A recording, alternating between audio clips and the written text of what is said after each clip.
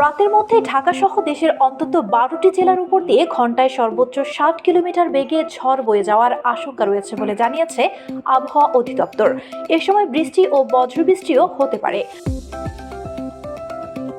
রোববার 4 মে বিকেলে অভ্যন্তরীণ নদী বন্দরের জন্য দেয়া সতর্কবার্তায় এই তথ্য জানানো হয়।